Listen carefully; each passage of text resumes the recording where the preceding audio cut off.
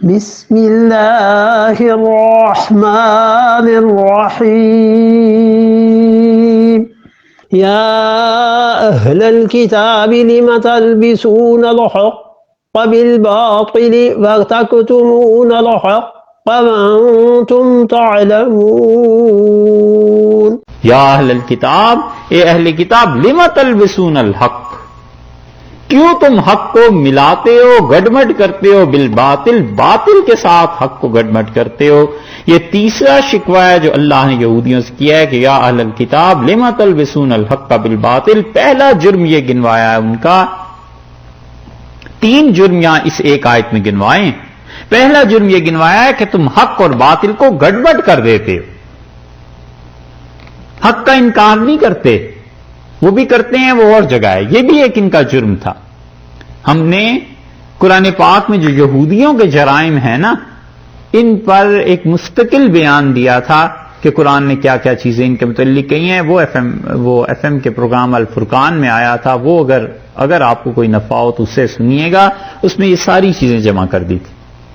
لم تلبسون الحق بالباطل، حق کو باطل کے ساتھ گڈمڈ کرنا، حق بات کہنا، ذرا سا اس میں جھوٹ ملا دینا۔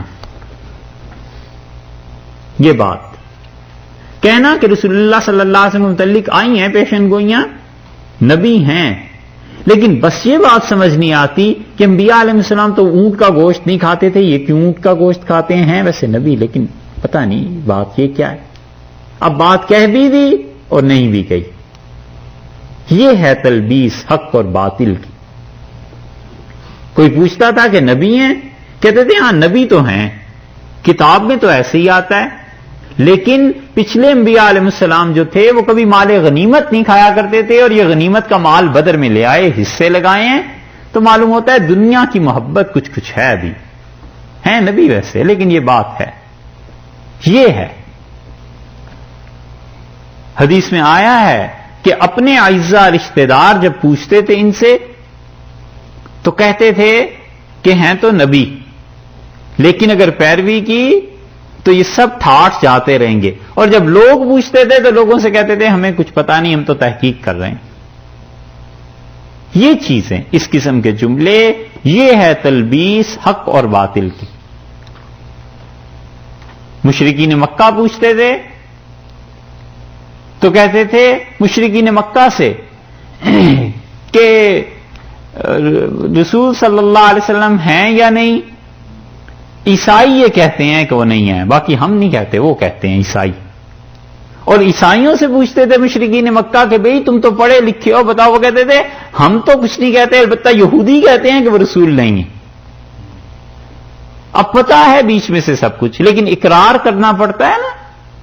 لم تلبسون الحق بالباطل، حق کو باطل کے ساتھ کیوں گڈمڈ کرتے ہو، صاف بات کیوں نہیں کہتے؟